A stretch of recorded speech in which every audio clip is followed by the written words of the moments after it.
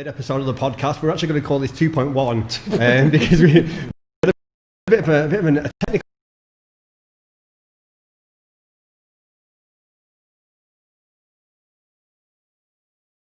Is the way forward. Exactly. So we've invited Lily back again today. Thank you so much, Lily, for coming in. Great to be back. And you look the same as last week. I look the same, don't I? The hairstyle, makeup, the dress, and also this week. Can't wait for the weekend. And we're joined by Libito Brigante as well, who is going to be helping us talk about. We're going to recap on the tipping point, but also discuss some of the things which have been going on over the last week. I think a lot have been changing within the industry and within Dubai. So I don't know, Libito, if you want to. In the last week? Just in the last week. Our sort of our topic last week has already started to make a move. It's become a little bit redundant. Which is why I think it's still relevant to cover this. But I mean, for those that don't know, Libito, I'm going to give a quick intro and then Lily. Yeah, I always hate introducing myself. You do, but, which is why I've done it. I'm just going to put you on the spot. You put me on the spot. So I've been here approximately 12 years. Yeah. I've always been involved in events. I'm well known as a DJ and turntablist, but I've also been a cultural innovator. Creating events like street nights, which were industry firsts, like first food truck festival, first street art festival. I created the world's first turntable orchestra, which was pretty epic. Which was very epic. Yeah. And I still hate talking about myself, but it was fantastic. You're doing really well. For someone who doesn't like it. Yeah. So just generally try to innovate and contribute to the overall goodness. Nice. Well, I mean, we need it right now. Yes. We definitely need contribution. Lily. You're just the man we need.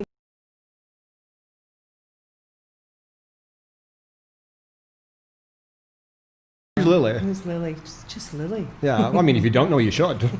That's pretty obvious. I'll pay you later, Dan. God, my intro, I should have introduced first. Like, how do I follow that? You probably don't. I can't. Yeah. You work in events. Oh, God. Yes, I work in events. Have done for too many years. Probably, way more than I'd like to admit to. But you're looking good for it. I know. So you really got to pay me.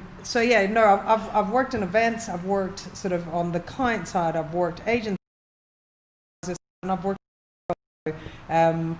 sort of one of those lucky people that got to do what I love and got to have fun doing it and got to see the world whilst doing it. Nice. It sounds a lot more glamorous than it is. We all know, like everyone thinks that working in Cannes. And now we're in Dan Bolton's office. And now we're in Dan Bolton's office. Which is the most glamorous place you've ever been to. Like, hello, like, it's pretty cool. We've got like Fred in the corner. Yeah, but I've been out here 10 years now. Yeah. So I sort of worked with some of the great agencies out here, and now I've come back to client side, back to the dark side. Indeed. And recap quickly on what we talked about last week, and it came from a conversation we had like during the kind of like lockdown period where we were talking about the tipping point. Well, we're hitting critical mass, aren't we? Well, something's got to give. And you can really feel that, like you definitely feel that things are starting to change, and there's kind of a pressure building.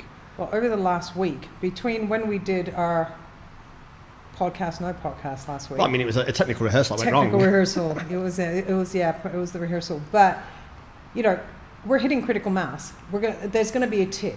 Now, as far as I'm concerned, it's up to us which way it's going to tip.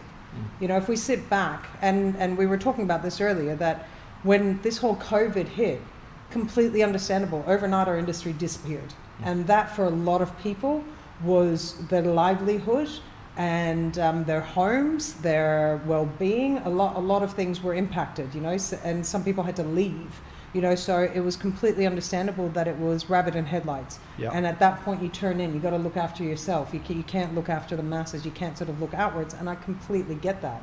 And I think to a certain degree, because everyone didn't quite know what was going on and what to expect, we thought maybe it'll be okay.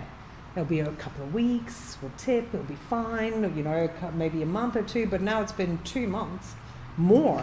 It's been longer. Like this started kicking off at the end of February, beginning of March was where we had the December first cancellation. was when it hit China, when it started with China, and then sort of January, February it started getting a bit more of a movement, and then March is when it really, hit us all when people started working from home.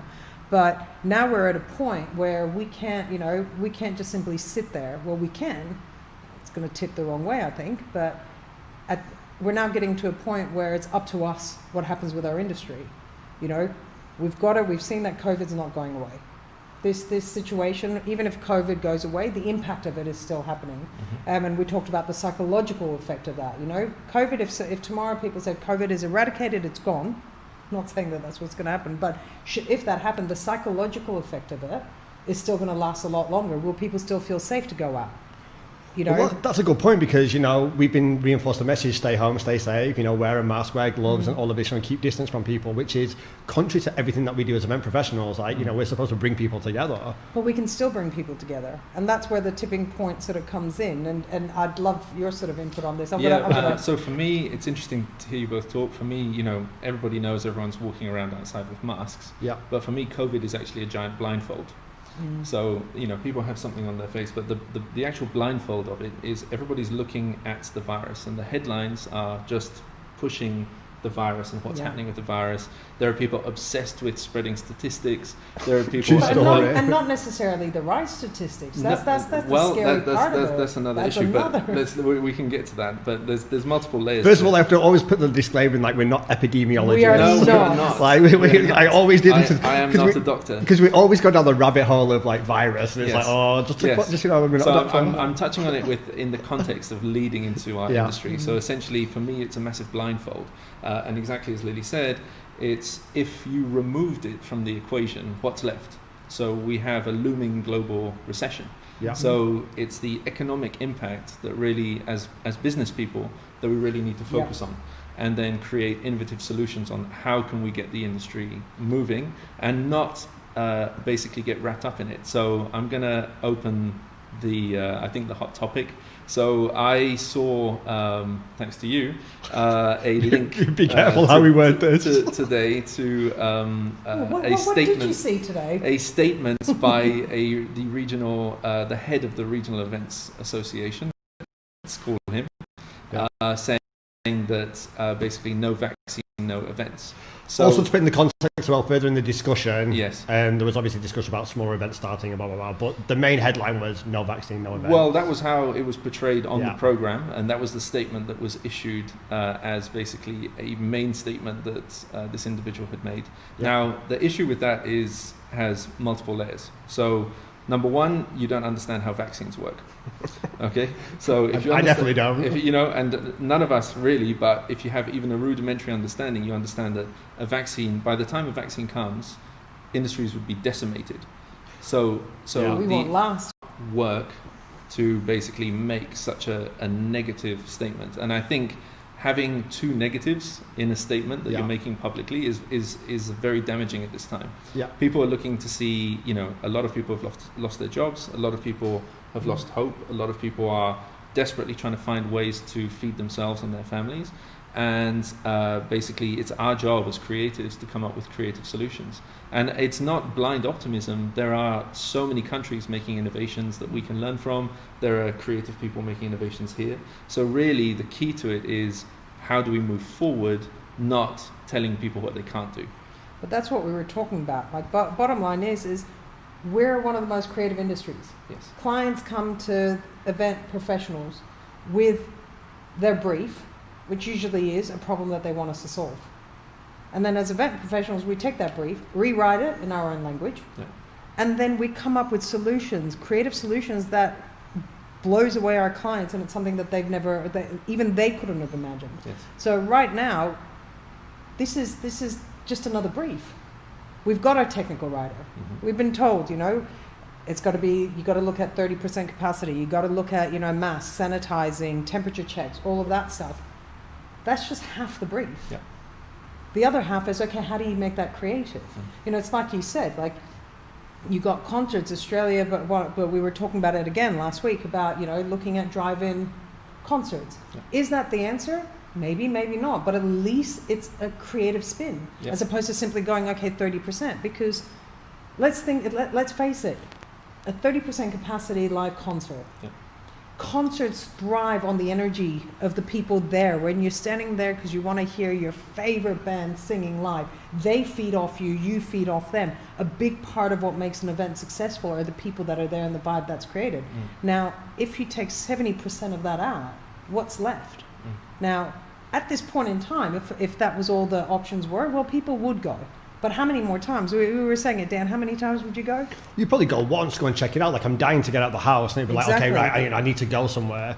And then the second time you'd probably go and be like, okay, well, you know, I want to do something again. But then by the third time you'd be like, it's got no atmosphere, it's got no people. Like, I'm not paying this money for it. Like, exactly, you and just then wouldn't want to go back. there's a commercial consideration. It's like the people that are putting on these concerts.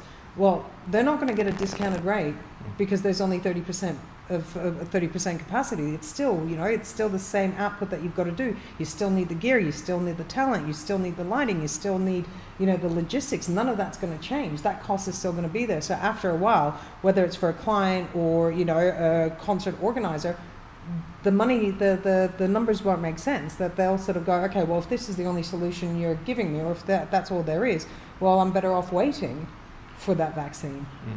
I'm going to go back to the point that Lobito was making. It's going to be quite controversial, but I think throughout, throw it. Yeah, I'm just going to drop that grenade. But I think throughout all of this, a lot of people are looking for leadership, yes, and they're looking for guidance. I feel like, as an industry, we've been kind of, we've not done ourselves a service because no one's really providing that leadership or that guidance or that positivity to be able to be like, we can find these creative solutions to a challenge. I mean, isn't that what we always do in events anyway? Like, throughout the last 10 years of the history of events, there's always been a problem that we always try to fix. I think for me as well, having been here a long time, people often get caught up with personalities, they get caught up with people, they get caught up with cliques and politics between people. Yeah. So I strongly believe in a leadership of ideas.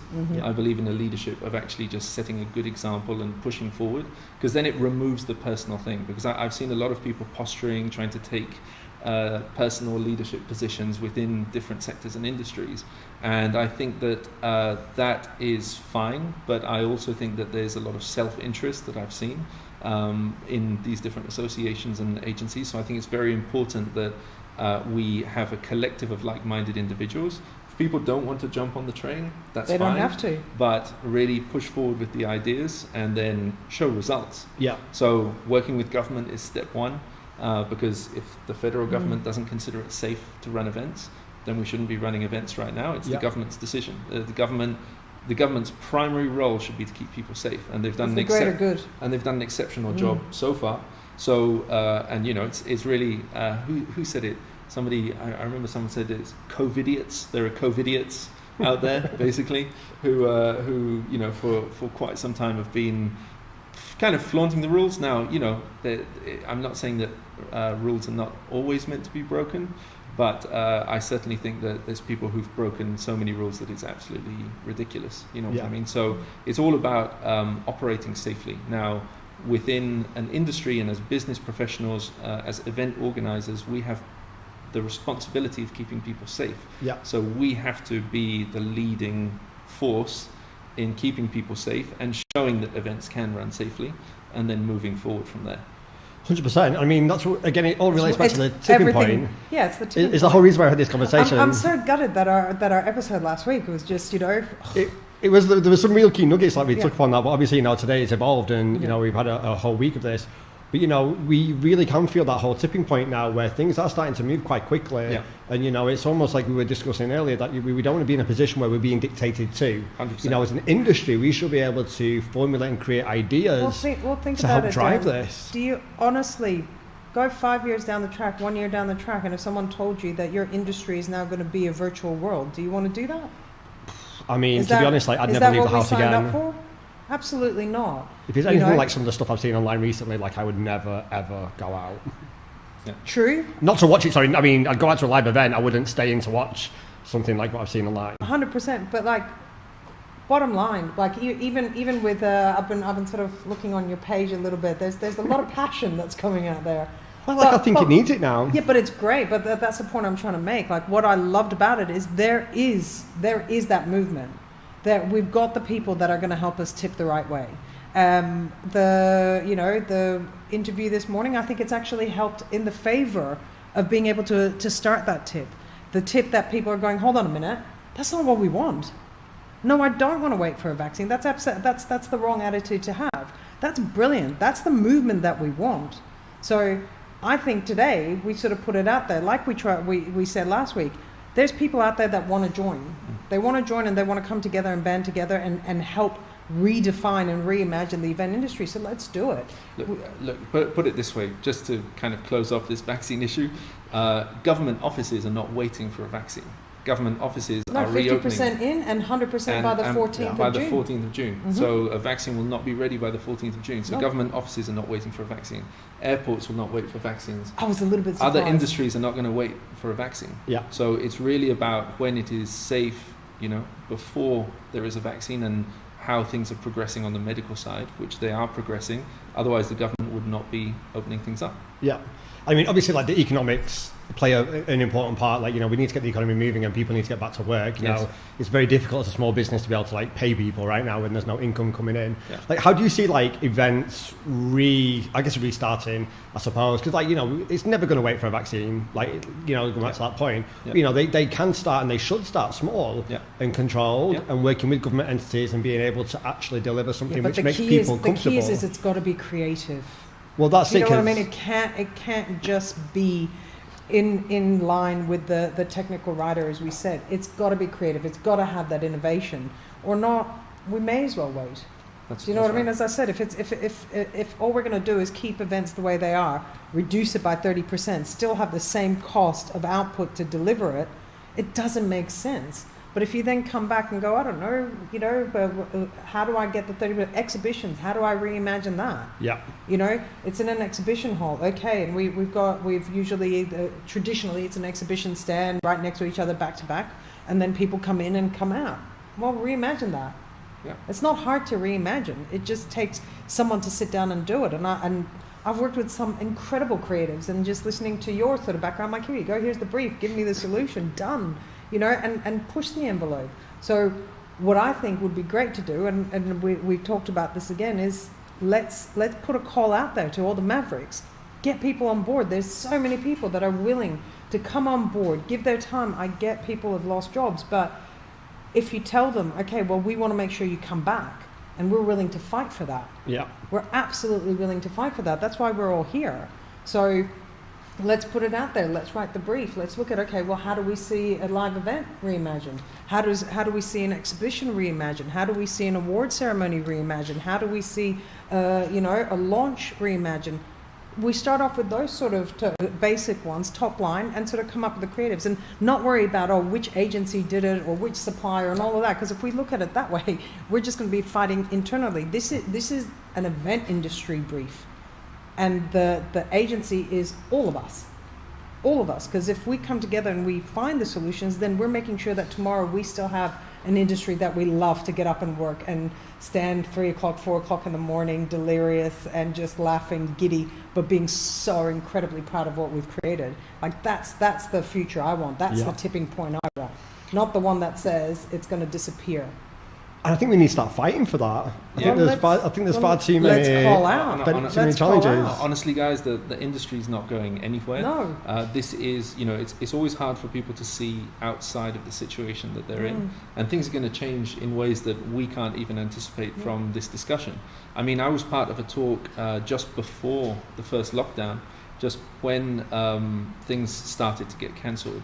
And it was just when I think Abu Dhabi had stopped all activity at nightclubs. And I was on a panel, and there were people who literally just assumed that everything was going to continue as normal. And I was trying, it's not a case of I told you so, but I was trying to say, okay, that lockdown's happened. What if we have lockdowns here? Yeah. What are you going to do? How are you going to adapt? Yeah. And I think it's very important, and I think the creatives really need to drive innovation, because we can actually at least show a path or offer some kind of solutions for people to wake up and maybe change their present situation instead of keeping their heads buried in the sand. Well, build it, they will come. Yeah. And I think that's sort of the right attitude to have. And, I'm seeing so many people ready to step up. So many people. And I'm like, well, now we need to create a platform for that. So let's create that platform. A call out, put it on. We're going to do it. We're going to figure it out. We'll do a call to action. We'll do a get call people to involved. action. Get people involved. Who wants to be part of the solution? Let's define our own future. I mean, some of the things which you pointed out earlier is we need to throw down the gauntlet. Oh, God, it's time now. We've reached that tipping point. We need to tip it down, and we need to start fighting for our industry. And we need to call upon the Mavericks. I think a lot of people need to step up now and to really help lead this and to drive this and to show people why we still need an events industry and why we can get people confident and comfortable to come to our events. And then something which I want to touch upon quickly, that you mentioned last week, which is a good way to end it, is, you said we are delivering the event of our lives. If we don't deliver this event, we just don't have an industry. We don't. We'll have some sort of a semblance of an industry, but it's not it'll going be to be online, it'll be on Zoom. we want it. I want the industry that I love to continue and to become even greater, and to like when I started in the industry, I was working for a convention bureau, and their job is to win events for their city, meetings, incentives, conferences, and exhibitions. And it was when September 11 hit. That's how I came into the industry. So I watched that. We went through that, and I remember at the time I sat with my mentor going, "Well, that's it. It's all going to become virtual, or it's all over. My career is dead before it even started." And he just looked at me very confidently, and he said, "Listen, face to face, we'll never stop." That's true. It's in our DNA. Like, look at it now. If you were told that your future is to be isolated, that's the life that you're going to live moving forward, that's the new normal, I can't see many people being happy with that. It's definitely not my normal. It's not the normal we want. If you had the choice, it's not the normal we'd want. And now we need to start fighting for it. We came back from September 11. We've come back from swine flu. We've come back from mad cow. There's always a drama. There's always a drama. There were the bushfires in Australia. Like it got decimated in December. Australia's been hit one after the other. And I recently saw that there's locusts now. What next? And we're still we're still here. Guys, I'm getting shouted at by producer Ryan. I'm so sorry. Guys, thank you so much. I mean, these podcasts are going to continue, and we're going to try and make them, at least make sure we got relevant content every single week and bring on guests. First of all, thank you to Ryan for all the help. Hopefully there was no technical issues this week. To the guys at Platinum List as well for supporting. I want to make sure that, we put the Mavericks on notice that we need you. We want your help. And we're going to be touching base with people to do some really cool stuff and to really drive our industry forward. Yeah, guys, thank you so much. Innovation. Guys, thank you so much. Have a good weekend. Thank you. Thank you.